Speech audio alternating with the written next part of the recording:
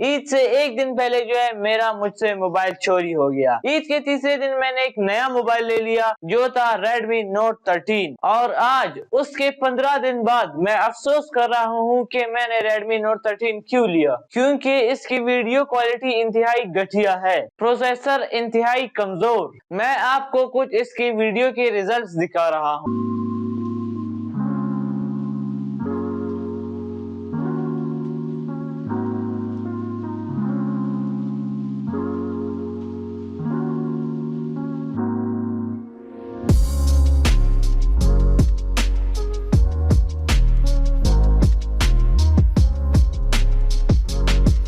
दूसरा मसला Redmi Note 13 में ये था कि उसमें काफी ज्यादा एड्स आते हैं। उसमें इतने ज्यादा एड्स आते हैं कि आप मोबाइल चला ही नहीं सकते। हत्ता कि गैलरी खोलते हुए भी एड्स आते हैं, म्यूजिक प्लेयर चलाते हुए भी एड्स आते हैं, फाइल मैनेजर खोलते हुए भी एड्स। ठीक है, आप एड्स को बंद कर सकते हो, कम कर सकते हो। क्या हम लोग 40-50 हजार देने के बाद भी सिर्फ एड्स ही देखते रहें? तो इसी वजह से मैं सबको रिकमेंड करता हूँ कि आप Redmi Note 13 या इसी कैटेगरी के कोई भी फोन ना खरीदें। आप खुद नतीजा निकालें कि इसकी कितनी घटिया वीडियो क्वालिटी है। मैं नहीं चाहता कि आप सब भी मेरी तरह धोखा खा जाएं, तो इसलिए हमने ये वीडियो बनाई है ताकि एक आप अच्छा मोबाइल कैसे ले सकते हैं। तो चलिए वीडियो को शुरू करते हैं। मेरा नाम है अब्दुल्ला, आप देख रहे हैं सस्ते गैजेट्स। अगर वीडियो पसंद है तो हमारे चैनल को सब्सक्राइब करें। अब मैं आपको बताता हूँ कि आप 2025 में एक अच्छा मोबाइल कैसे ले सकते हैं। आपने कभी भी मोबाइल की कीमत को देखकर मोबाइल नहीं लेना, बल्कि उसके इस्तेमाल को देखकर मोबाइल लेना है। पहले आप ये डिसाइड करें कि आपको एक अच्छा कैमरा चाहिए, अच्छा बैटरी बैकअप चाहिए,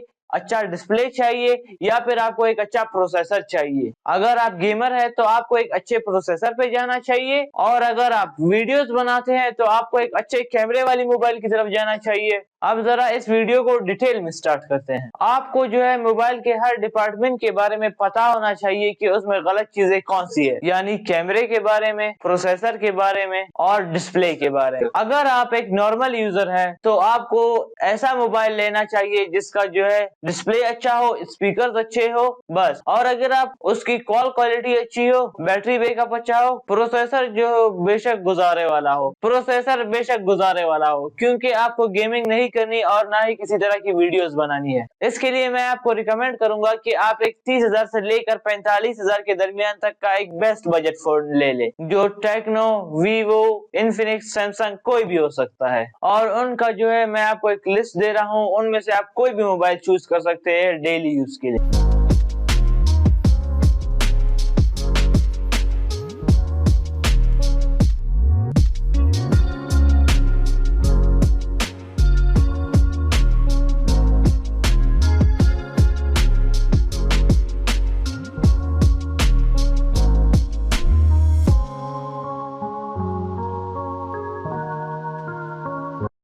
इससे ज्यादा पैसा खर्च करने की आपको कोई भी जरूरत नहीं है, क्योंकि आप उसके कैमरे और प्रोसेसर से पूरा फायदा नहीं उठा सकते। तो सेकंड कैटेगरी में वो लोग होते हैं सब खुसूसियात के अलावा थोड़ी सी गेमिंग भी चाहिए होती है। इसमें आपको मैं रिकमेंड करूंगा कि आपको 50 से 70 हजार के मोबाइल पर जाना चाहिए। इसके लिए आपको एक अच्छे प्रोसेसर वाला फोन चाहिए जो आपको 50 से 70 हजार के दरमियान मिल सकता है। और उन मोबाइलों की लिस्ट जो है ये है, आप इसमें से कोई भी अपने लिए एक मोबाइल चूज कर सकते हैं अगर आपको थोड़ी सी गेमिंग करनी है।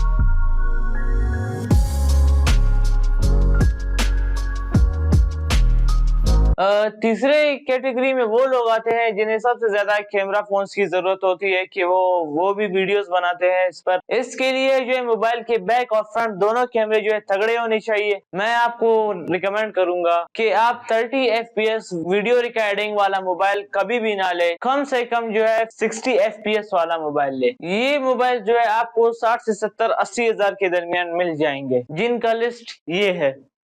आप इसमें से भी कोई भी मोबाइल अपने लिए चूज कर सकते हैं।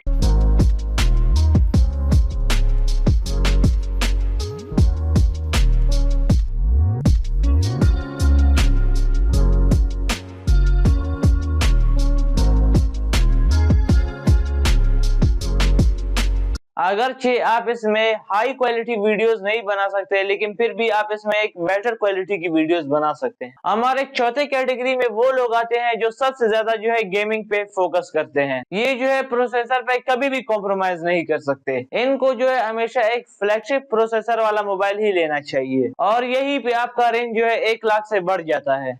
और अगर आप पीटी अप्रूव फोन्स लेना चाहते हैं तो उनके लिए भी हमने लिस्ट निकाली, और वो लिस्ट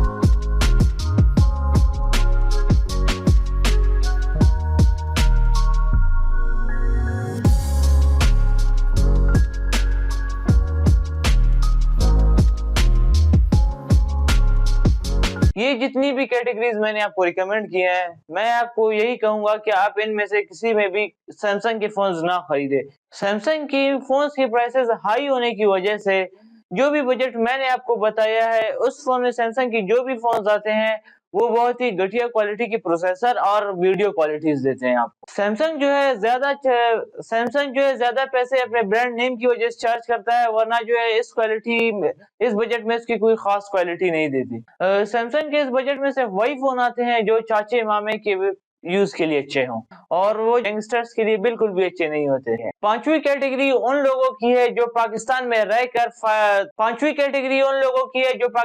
रहकर ज्यादा पैसे देकर एक 5G फोन खरीदते हैं। चूंकि 5G बैंड यहाँ पे काम नहीं करते, तो आप इसके लिए जो है एक्स्ट्रा पैसे दे देते हो। इससे बेहतर है कि आप 4G में कोई अच्छा मोबाइल ले लें।